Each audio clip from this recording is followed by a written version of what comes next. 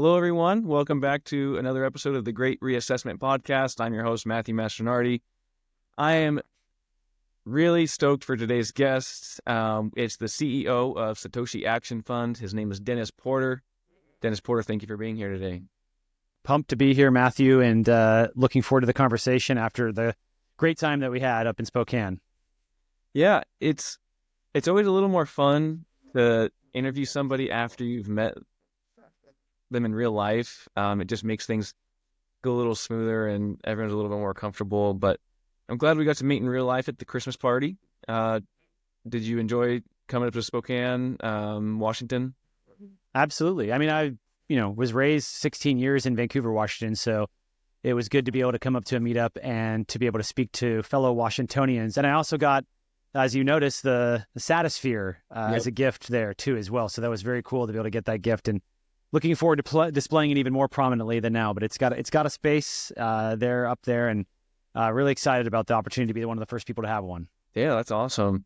That Christmas party was fun. I'm glad you were able to come, and people are still talking about it, and they were really pumped that you were there. And my wife was really excited that you complimented her brownies. They were very good. Definitely not store-bought, as I said. Definitely not. Yeah. So as we kind of get into this, my first question I have to ask, everyone's on pins and needles. Who have you been on the phone with this morning? So many people. I had a call. I just got off a call. It was a really important call, a world-changing call. No, I'm joking, of course, but certainly we do have a lot of great phone calls at Satoshi Action that get me bullish on Bitcoin. None this morning. I think I had a call with my mother maybe to talk about Christmas plans. So that's where we are today. More important, actually. Most important call of all. Yeah, it's only a few days away. And so Satoshi Action Fund, for those of you who don't know, they are a nonprofit focusing on Bitcoin policy efforts, Bitcoin advocacy, especially as it relates to mining and stuff like that. So Dennis, I was going to ask, how did you get into all this? Like, what made you decide that this is going to be the path that you go on, career-wise and just as an individual? Why Bitcoin policy and why Bitcoin advocacy? It's a great question, and there's a lot there because it was a journey, right? A lot of times we go on these journeys and we find our way. I'm just an average American, grew up painting houses in the summer. I was a waiter. I was a pizza delivery guy. I even sold Cutco knives at one point. I'm not ashamed to say, although I probably should be, because it was a horrible job. But certainly all my life, I've been very interested in politics. That's where I found my passions to lie. My dad was very into politics. We was a kitchen table issue. We always talked about growing up. And every morning, every evening, every afternoon, it felt like it was constantly a part of the conversation. Especially when I lived in Mexico, I was on the border in Juarez, and we'd have to drive back and forth all the time to go get supplies in the U.S. Much cheaper groceries. We were feeding whole teams and whole groups of folks on the ground there in Mexico. So we'd go across the border, but it would take like 2 hours at a time because the border crossings are jammed and traffic is terrible. So we'd be sitting there listening to the talk radio. I grew up listening to Sean Hannity and Rush Limbaugh as a kid, and my dad just like hemming and hawing over the comments that would be made. And I'd ask him, what his thoughts were and why he had that viewpoint. My dad was just always a very good, very good, thoughtful guy, very, very big on strategy and how to think about politics and how to get the outcomes that we want. So all my life just really grew up as it being a big part of the conversation. Eventually I really wanted to get into politics, but I never really found a way in. I had a few near misses, so to speak, where I tried to get engaged. I got trained to be a campaign manager, got trained to do advocacy, and turned around and tried to help on a couple campaigns. Didn't go very far, but got my feet wet. So it was a very good experience to get that experience. It was very helpful for me to have that experience, given where I am today. But some time goes by, and then I discovered Bitcoin in 2017. And first when I found it, my friend told me, he said, it's perfectly anonymous internet money. And I said, no way, nothing on the internet is anonymous. No, not possible. So I start studying it actually to prove him wrong. And I'd never heard of it before. 2017, never heard the word Bitcoin before. And I start studying it to prove my friend wrong. Well, in order to really understand Bitcoin, you got to know a lot of technical stuff. And I wasn't a technical guy, but I just deep dived in as far as I could go to understand how the technology worked. Ultimately, I landed on Andreas Antonopoulos' book, Mastering Bitcoin, which is a really good book. I'm sure I've got it sitting behind me somewhere over here. I think it's right over here, actually. And it's a foreign language. If you don't know code, if you don't know cryptography, if you don't know, the technical inner workings of Bitcoin, it'll feel like a foreign language when you're reading it. But I just kept forcing myself to read it because I got to prove my friend wrong. Eventually, lo and behold, I find out that Bitcoin is not perfectly anonymous internet money after studying it extensively. It's certainly big privacy enhancements over the current system, but in no way perfectly anonymous.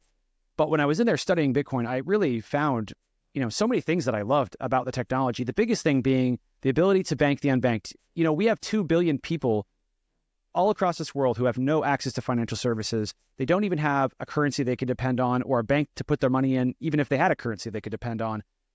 And really, that's just a sad thing in this state and age, like 21st century, and we don't even have banking systems. We don't have a stable currency for 2 billion people. That's like a quarter of the world's population. It's 4 times the population of the United States, every day living and breathing and eventually dying without ever being able to explore their true full potential. I always say the next Einstein, the next great thinker could be coming from this part of the world, but we'll never know because they just never had the ability to save up for their first textbook. They never had the ability to save up for university.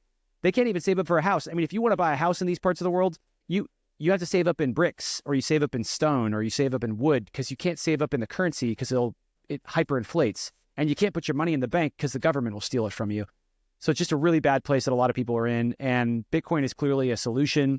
It is the most secure savings account that you could ever have with the most undebasable money that you could ever find combined into one, and is truly accessible for everybody all over the world. Anybody with internet access, which I think today is like 75% of the population, and that's rapidly increasing as things like Starlink become more and more prevalent. In the next 10 years, we'll probably have near 95% internet saturation among availability for everybody all across this planet. So in a way, Bitcoin is going to be the first financial tool that a lot of people use, and I do truly believe it can solve this idea of banking the unbanked. So that was where I really fell in love with it. But some time went on. I tried to learn to code. I tried to learn to Bitcoin mine, and then the market fell apart in 2017 and early 2018. And I found myself thinking, I got to learn more about this before I go all the way in with my career or spend all my time on it. I was spending a lot of my free time studying it, all my free time studying it, but I didn't know enough to make a career out of it. So 3-4 years go by, 2020, 2021, and all of a sudden, I learned about cycle theory, and all of a sudden, the cycle was clearly coming back. Michael Saylor was coming in, and you had a lot of attention being paid to the halving, and not that much longer after, you started to see the price go up. Well, I saw it all coming, so I said, I got to do something. And just like someone who really wants to add value, really wants to do something in this space, but I'm not really sure what to do. I was like, well, I'm going to start talking about Bitcoin, and I'm going to launch a podcast. So I start talking about Bitcoin, become very popular for that, launch a podcast. Podcast is going great. But, it was never really enough for me. I wanted to do more. I think everybody in the space, they always want to add more value to Bitcoin. And I had this burning desire to add more value to Bitcoin. And during when I was talking, I was going around in my spaces, my clubhouse, on my podcast, telling everyone, like, we got to watch out for politics. I had my dad's voice in the back of my mind, and all those conversations and all those things that I learned as a child, coming back up again, like, oh man, like we got to watch out. We're going to get slapped across the head. And then eventually, I think it was 2021 when the Infrastructure and Jobs Act, the IIJA, came out, and there was the broker amendment in there. For the people that don't know what that was, it was basically like a backdoor slap in the face to anybody that was within the Bitcoin mining sector. And everyone realized, wow, we do need to pay attention, in fact, to politics, because it can go the wrong direction really fast if we do not engage. And that was really the impetus for launching Satoshi Action Fund, because finally there was a lot of people who really understood that, oh, no, Dennis and all the other folks in the space are right. We need to be much more on top of this political process and much more engaged. Otherwise, our government is going to go the wrong direction. And we certainly don't want our government going the wrong direction. We want to make sure that the United States is the best place in the world to buy, sell, trade, and mine Bitcoin. So that's the beginning story. It's a little long, but I hope it gives people context for sort of where we began and where we are today. And then one big note, too, I think to add on there is lastly is, a lot of us really didn't think the United States was going to go the right direction. I think everybody thought that for a while. my thought was we are going the wrong direction, but we can certainly change the course of history if we start to engage politically and start to show our lawmakers the value of the technology, and we start to score political wins for Bitcoin. We've done that at Satoshi Action. We're going to keep doing that. Love to talk about that work here in a little bit. Yeah. It's funny you mentioned mastering Bitcoin at the very beginning of all that, because that was one of the books that was like the first 3 chapters I was able to digest. And then, like, you're right, like all the coding and all the math, I had to put it down. But the opening chapters were what really, I would say, turned me into a Bitcoiner. And I finally understood it. And I had to read it a couple times, like just in the beginning, kind of where it's talking like fundamentally what is Bitcoin, how it works. And that was just a really influential book for me. So that's cool that you read it as well. So 2021, the government, 2020, COVID-19 pandemic, money printing kind of just skyrockets, and people are sent stimulus checks. And I think at that time, like Bitcoin was right around like $3,000. And so what would you say, like in 2021 was like the biggest hurdle to get over? Because like right now, it seemed like that was the time when popularity in Bitcoin was kind of going down. People were saying, oh, look, it's going to crash forever.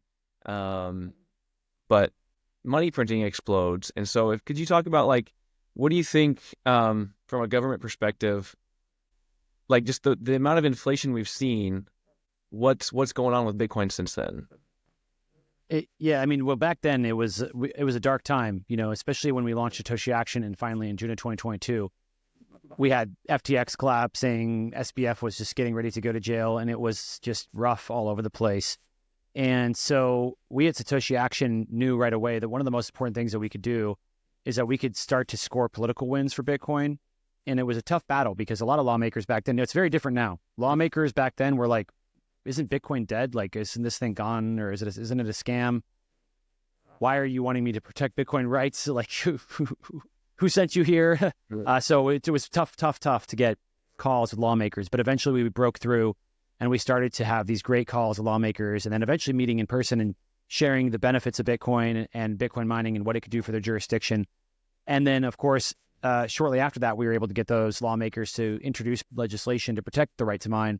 We did that in 7 states, and we ultimately passed it into law in 2 states. But that was a big struggle, to get lawmakers to really see the value of the technology and to see the value of what Bitcoin could provide to their jurisdiction. A lot of them just thought it was, for scammers, for criminals, and we had to combat that narrative. And then, of course, right after that narrative came that Bitcoin mining is going to melt the earth, and it's going to, send us into it's going to melt the polar ice caps, and it's going to send us over the edge when it comes to climate change.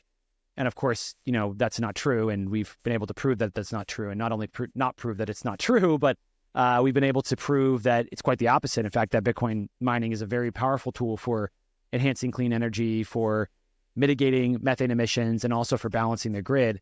And when lawmakers were hearing that, they were like, I don't believe you. So we had to spend a lot of time educating them on the importance of Bitcoin mining as a tool for the energy systems and for the environment. Ultimately, we in 2024, I think of this year, was our big win for proving the opposite is true. We were able to get a paper published into an academic journal, a top 2% academic journal, which highlighted that Bitcoin mining is a very, very, very good tool for mitigating methane emissions. And methane emissions are up to 28 times worse than carbon dioxide. And also carbon dioxide, the plants eat it, you can breathe it, that's fine. It's not toxic. Methane is very much the opposite. It is a toxic gas that is very bad for you if you breathe it. It causes low-level ozone. To an extent, it adds to mortality across the world because of how much of it is being added into the atmosphere and gets into low-level ozone. And it also gets into the water, and it can poison the water. So methane is much, much, much worse than carbon dioxide. And also, again, 28 times worse. Some people say up to 80 times worse. Depends on how you measure it. But up to 80 times worse for warming than carbon dioxide. So if you're a climate activist, you should certainly be very concerned about methane, and less so comparatively it's about carbon, because of its just broad-ranging impacts on the environment, on the climate. but Bitcoin mining is this great solution. You can come in and you can say, all right, well, you've got this excess methane that's being pumped into the atmosphere. Nobody's buying it. Nobody's using it. Maybe they burn it off if you're lucky, because it's a combustible gas, right? You can light it on fire. It's carbon you cannot light on fire. So what you do is you take a Bitcoin mine, you put it right next to it, and you get a generator, and you fuel the generator, which generates electricity, right? It's just like an engine. In fact, if you put these things on the ground, that's what they look like. They look like someone stripped an engine out of a giant semi-truck and put it on the ground. And you can take the methane, you put it through the generator, and it generates electricity, and you can use that electricity to mine Bitcoin. Well, the great thing about Bitcoin mining is you can put it really virtually anywhere in the world. Sure. So most data centers, they got to be right next to where there's great energy, lots of connectivity, lots of bandwidth. No, the Bitcoin miner can be anywhere, and especially because of the advent of Starlink, it can definitely be anywhere in the United States. So you got all this methane, you have nothing to do with it. You can't sell it, can't get rid of it. The Bitcoin miner can come in, it can consume 100% of the methane and make sure that it gets burnt off and used up. And that's very good. That's very good for the climate. That's very good for the environment. That's very good for the folks that are dealing with the gas, because most of them, they have to pay to get rid of it. And now they're getting paid for the gas. So all of a sudden, one thing that was absolute trash, one man's trash, was another man's treasure. But Bitcoin miners can do this, and no one else can do it the way that a Bitcoin miner can. And it's an incredibly powerful feature of the technology. And nobody was paying attention to it until just recently. Now, we had a few companies that jumped into that game, and they did it really well. And they have been able to mitigate quite a bit of methane. But we need more of that. We need a lot more of that. We need a lot more Bitcoin miners in the United States mitigating this methane and helping us move towards a future where it's not a problem anymore. And Bitcoin mining certainly can solve that. But that took a long time to help lawmakers understand. We had to show them real world examples. And then we also had to have that academic research there to back it up as well. But it's been a huge success. So certainly we had to deal with, as Bitcoin for scammers, we got rid of that FUD. Then we had to deal with Bitcoin mining is going to destroy the planet. We got rid of that FUD. I don't know what they're going to bring at us next, but we at Satoshi Action will certainly be ready and prepared for whatever they want to whatever they want to bring our way. We'll have an answer for them. Yeah, the mining aspect is, like you mentioned, the methane, and kind of removing the stranded methane out of the air. Then, Bitcoin mining can also lower electricity costs. Have you ever seen that video with Jordan Peterson? He's talking with Saifedean Ammous, and there's like a light bulb moment for him where he just realizes, like, wait a second. Anywhere there's cheap energy in the world, you can monetize it.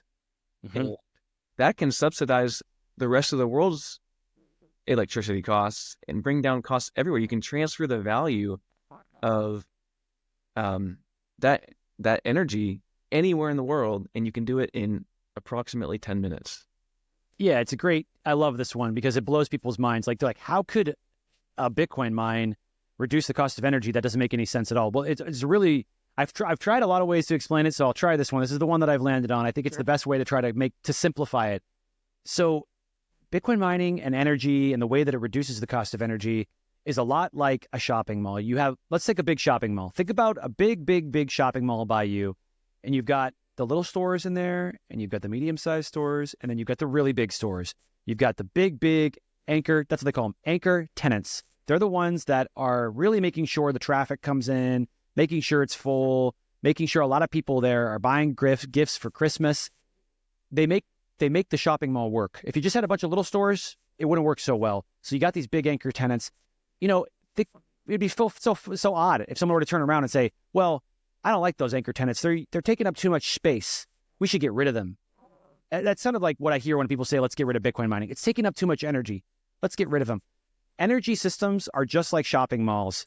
They build them, and you need to fill them and have people use the energy, because if you don't, the extra costs that are not being eaten up by tenants are going to be applied to the rest of the people on the system.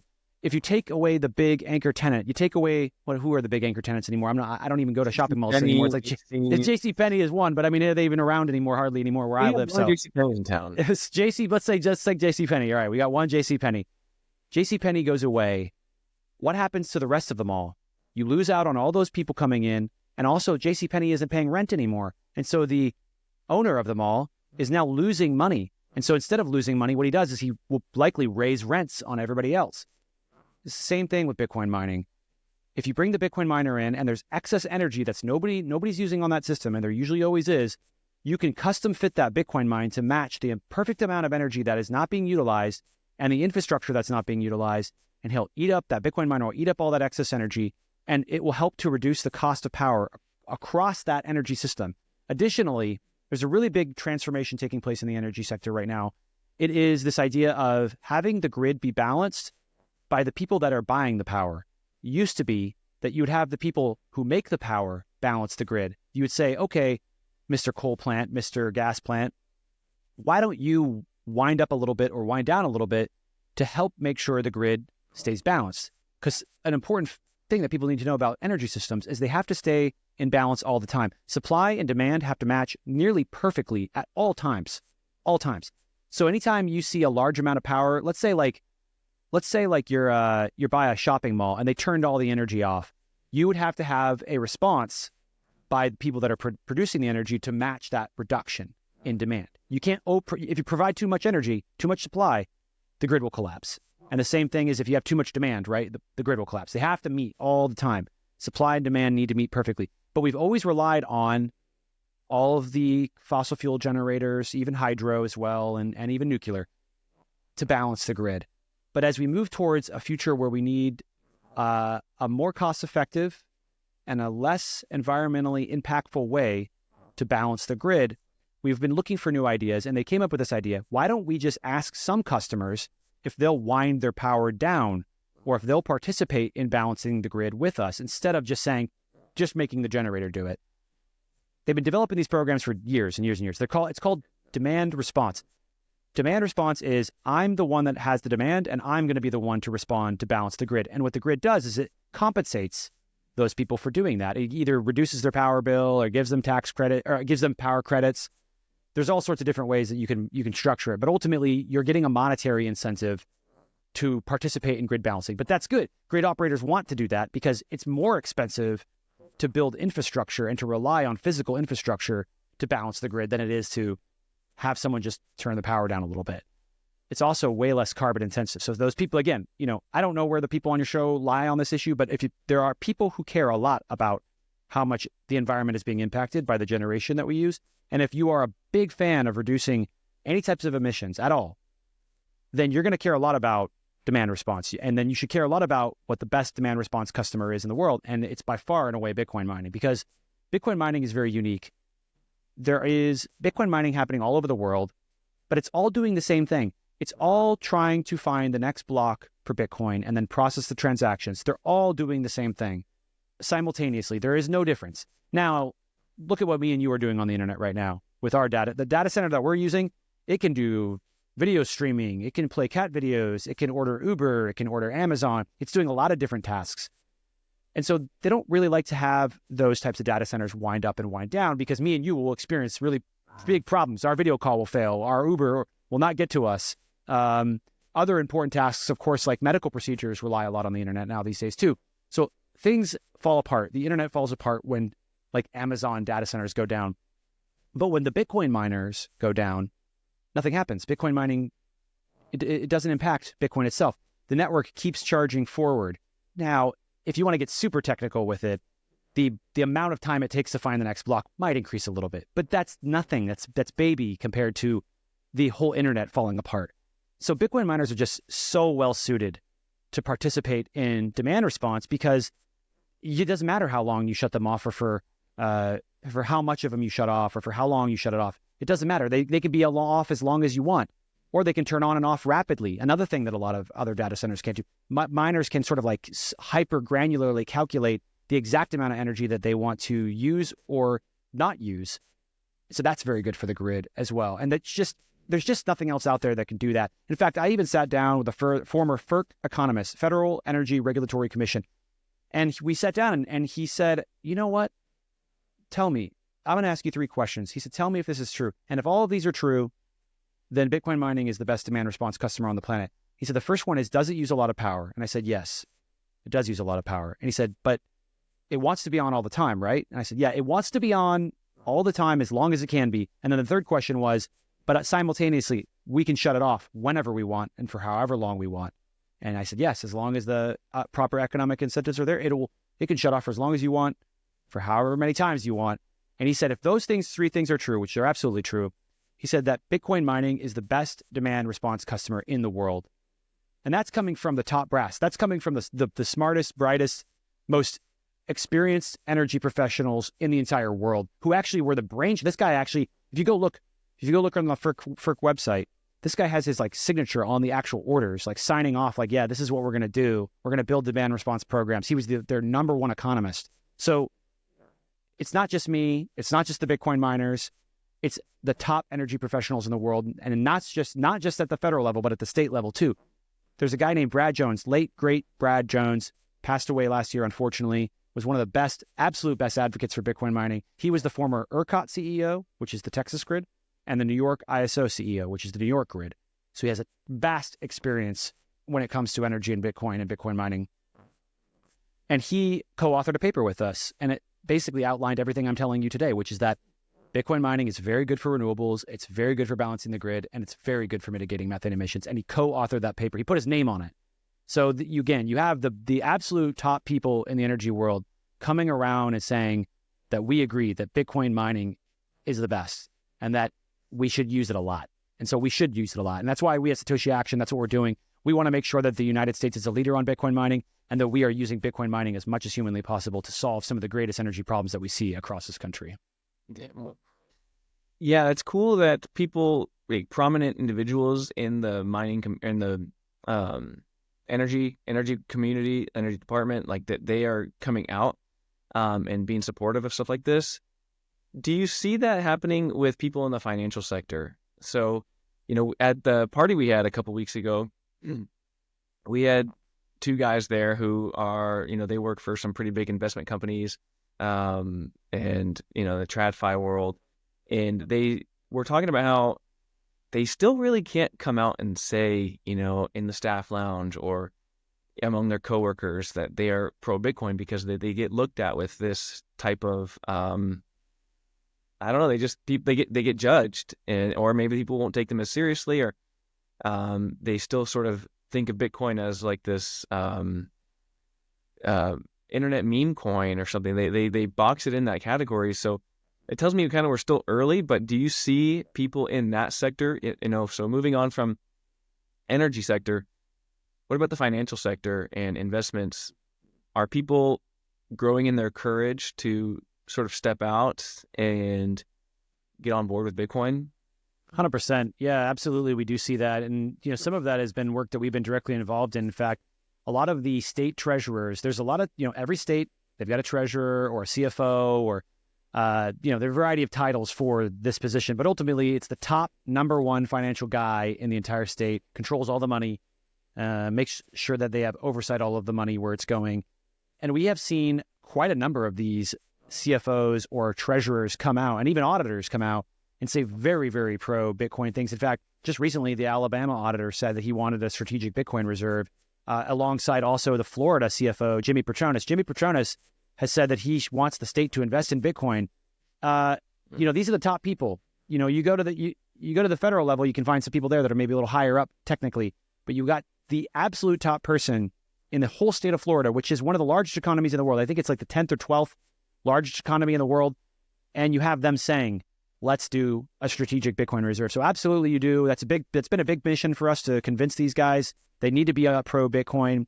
We spend a lot of time with the treasurers. We go to a lot of treasurers conferences and we engage with them directly, meeting with them, having conversations with them, having panels with them. And so that they can understand. I mean, there's a lot of guys that already owned it, by the way. When we went to one of these conferences with these treasurers, we sat down with a gentleman from one of the states, I won't say where, and he already owned Bitcoin. He already had it. It was like, and he was like saying, thank you so much. I'm glad you're here because now you can help me educate the rest of my friends, all the other treasurers, on why we need Bitcoin. And we have certainly seen a lot of treasurers come out as pro Bitcoin recently, a lot of financial people come out as pro Bitcoin, and we're going to see even more. This is just the very, very beginning.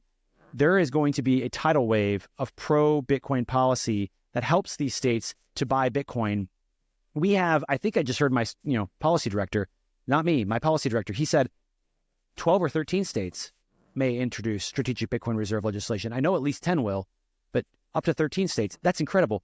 Just last legislative cycle, we couldn't get one we couldn't get one state to say that they would buy Bitcoin. Now we have 13 states that may be they're certainly on the path to buying Bitcoin. So this is huge. This is going to be big. It's going to make a big change. And then on top of that, of course, we also have, next President Trump, former president, going to be the next president. He's coming into office and he's pro-Bitcoin and all of his cabinet is pro-Bitcoin. And he just got a crypto czar who also has a bunch of pro-Bitcoin people on it. So it's a great direction we're headed in. And certainly I think that we're going to see a lot more financial people come out and support this stuff. And it's not just the BlackRocks of the world, because we have seen BlackRock and Fidelity and Van Eck and all these other financial firms endorse Bitcoin, create a Bitcoin ETF.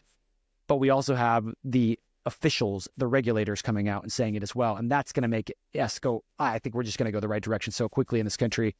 But we can't be all sunshine and roses. We got to assume that things could go the wrong direction. Mm-hmm. We need to be pushing as hard as we can to move the ball the right direction, because we are in an environment where things are great, but they're not always going to be great. We got to fight for it. So certainly folks that are listening in, they got to start engaging with their lawmakers now. It's the most important time, because in 2 months or 2 years, they might change their opinion and say, well, we got to be more careful. We got to be more skeptical. But right now they're open ears. Their doors are open and they want to hear from people that are pro Bitcoin. And now is the time to go have those conversations with the people that are ready to hear those words about why Bitcoin matters and why it's going to be important for their state and why it's going to be important for their country.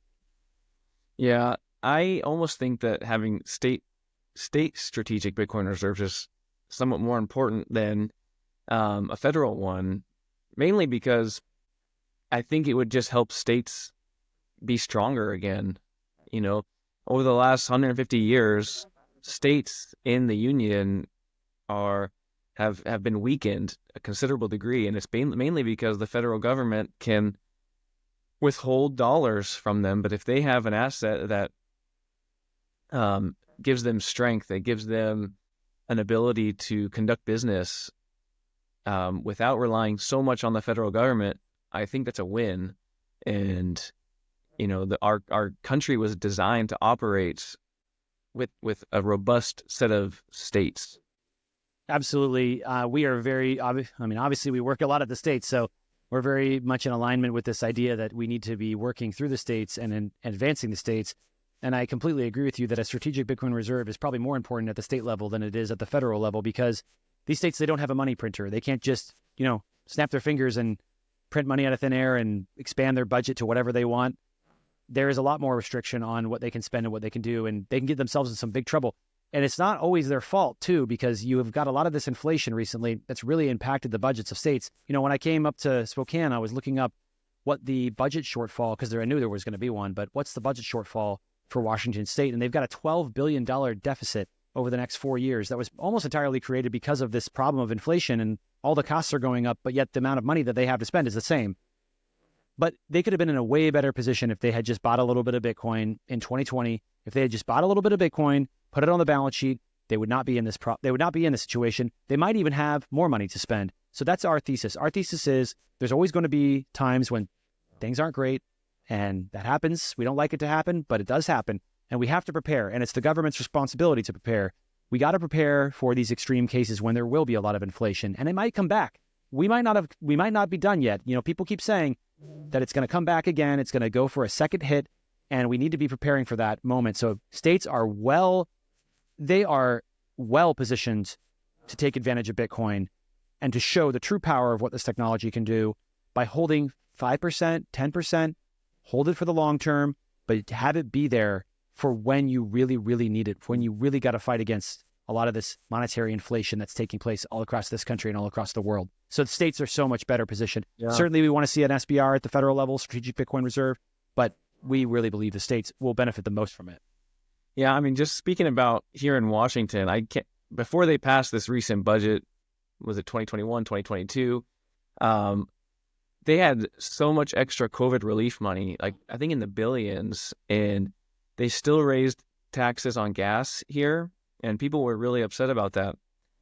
And when they were operating with a surplus, and they probably, I don't know what happened to it, but it's probably, they probably wasted it. But if they had put some of that in Bitcoin 2 or 3 years ago, we'd be able to lower taxes.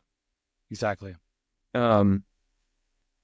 So A strategic Bitcoin reserve, is that something that that is floating around in Donald Trump's head right now? Is that something that he has thought about at all?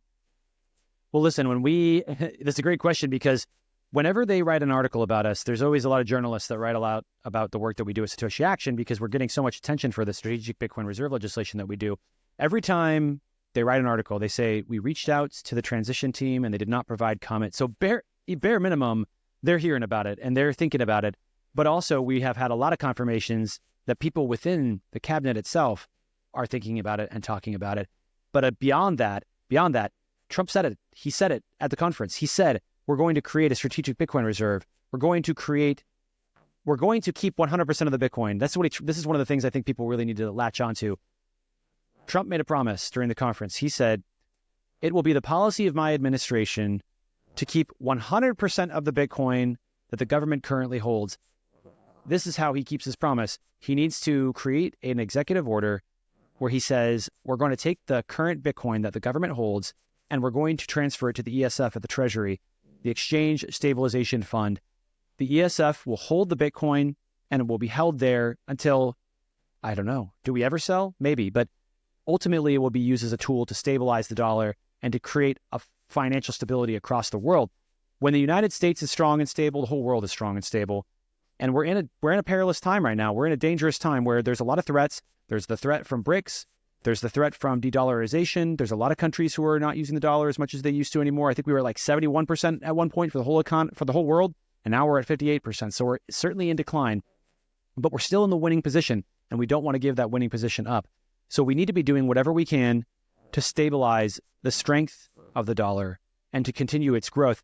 Bitcoin is one really clear way to do that, not only by providing that as a tool to the Treasury in case of any type of an emergency, but also because the more Bitcoin that's being bought, the more dollars are being used through stable coins like Tether and Circle. And Tether and Circle as a stable coin, which are just one-for-one dollar-backed stable coins, they buy U.S. Treasuries. So we want to see more expansion of stable coins. If you care about America, some Bitcoiners are like, let's move on from the system. But I think a lot of Bitcoiners still care about America being in a good position, because when America's in a good position, then Americans are in a good position. And usually when we are doing well, the world is doing well. So I would prefer that type of a world over a world where China and Xi Jinping are telling us what to do.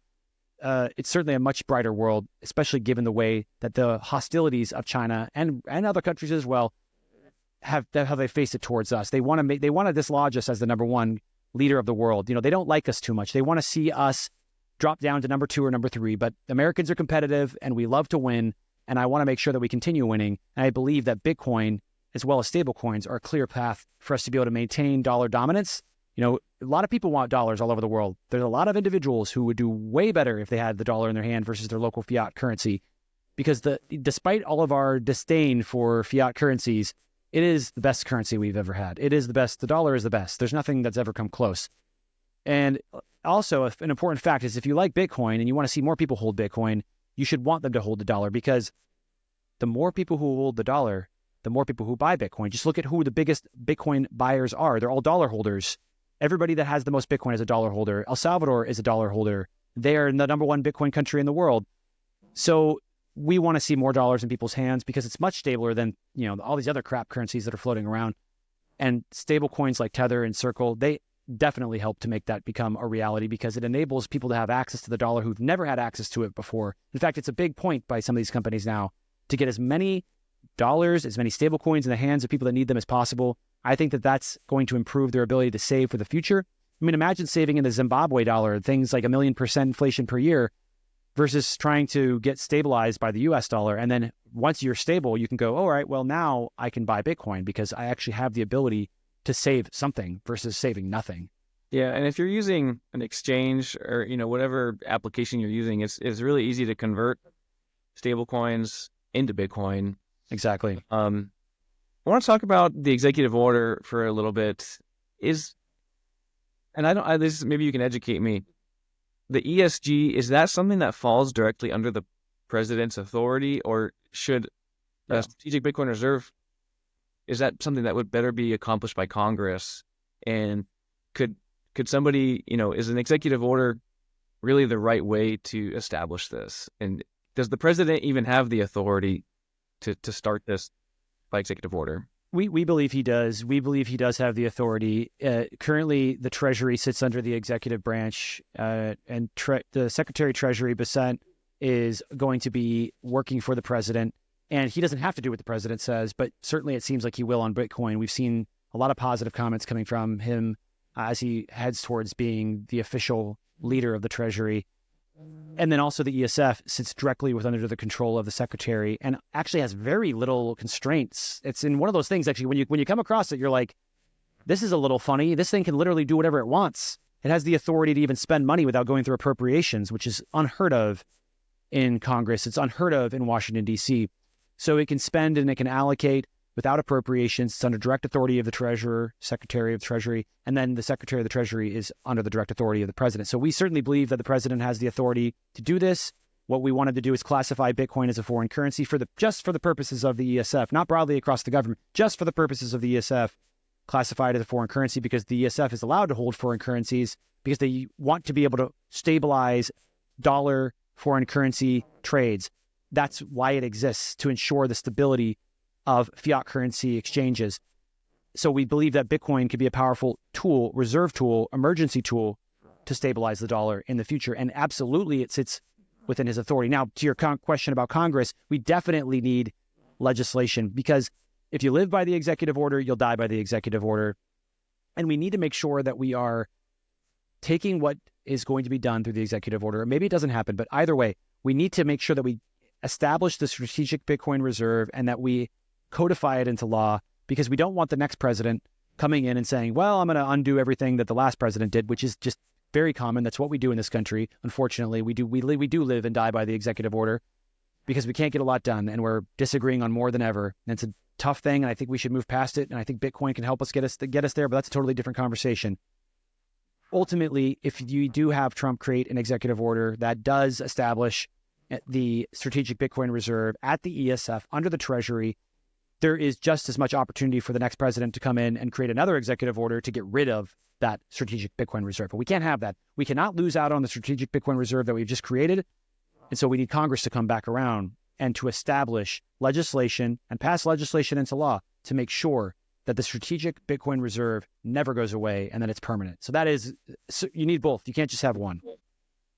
As you are kind of walking around just like in daily life, what is your general pulse on people that you come into contact with who, whether it be the grocer at the grocery store, your barista, do you find that even if people aren't completely endorsing Bitcoin, like what is your general pulse on people's awareness of money corruption, monetary corruption, and the cause of inflation? Do you find that people are hungry for something new? It is increasing. I think there still needs to be a lot of education, though, however, on what the source of inflation is. A lot of people disagree on this in the day-to-day life and in Congress. I think a lot more people would benefit from understanding the impacts of monetary debasement on inflation. I don't think it's really settled in yet. So we do need a lot more education. And I think people are looking, though. That's the important part. People are looking for new education on this issue, and they're looking for a new solution. So that's a good thing, but we're not where we need to be at yet. Yeah, it tells me that we're really early in this whole journey with Bitcoin, because you'd think that reaching new all-time highs every day for the last 30 days, people would and just the additional rising costs of just regular groceries, that people might actually finally be willing to just ask, what is this whole Bitcoin thing? And even hearing Trump talk about it, but seems to be a learning curve that is, it is there, but it is deterring a lot of people because it takes a little bit of work to understand it. It takes 10 minutes to just sit down and to read about it for a little bit. And I tried to I was at a craft fair and I tried buying this beautiful cutting board that this guy makes by hand with Bitcoin, and we talked for a few minutes, but just generally there was just completely disinterested. This was not too long ago. This was only a few weeks ago. So I find that it's mixed. You have some people trickling in who are wanting to learn more, and they are embracing just all the ethics that come with sound money, and they want to pursue that. And you have some people who are just asleep at the wheel, and they just don't really care. It's a world we live in. Like a lot of people, it's very easy to ignore what's going on in reality. So we certainly need to get a lot more great education out there. And, ultimately, I think one thing that really helps people to learn is when they get burned. When people lose or they make mistakes or bad things happen, people learn really fast. And so hopefully we don't have to go through that experience. Hopefully we don't have to have a bad experience where some terrible things happen in the world for people to learn the value of Bitcoin. But it's possible that might need to be what happens. So hopefully we don't, but we can in the meantime, we as educators, you, me, everyone that's fighting. I mean, you're educating people like more than even I am sometimes. It's like I was visiting, and there was a lot of high schoolers and individuals who were just championing the amount of education that you have done, which has been incredible. So, really hats off to you and your team for what you've done with the Me Premier Bitcoin coursework. I'm a big fan of them as well. We've always been very supportive of Me Premier, and I'm glad to see that more Americans are using it as well, which is just, for people that don't know, it's a Bitcoin course that you could take, and it's got everything in there. It's very thorough. I'm sure you could probably share a little bit more since you're more familiar with it. Yeah, it starts out with the question, like, why do we even need money? And then you can know, like, what is money? And you spend like 2 whole lessons just on that topic alone. You don't even talk about Bitcoin. And, you just learn, like, what are the fundamentals of money? It's actually a technology that stores your life energy, stores your time and labor, so you can redeem it at another point in time. And then people start to realize, like, well, if money is literally time, and people and the government can devalue the money, they're debasing my time, the scarcest asset that I have, which is my time, is being debased. And I have to work more hours, more time away from my family. And man, that's like the worst thing you could steal is somebody's time. I could not agree more. Yeah. You can't get time back. No, you can't. You can't get it back. And that's why I'm passionate about this, is kind of like that whole realm of things as it relates to Bitcoin.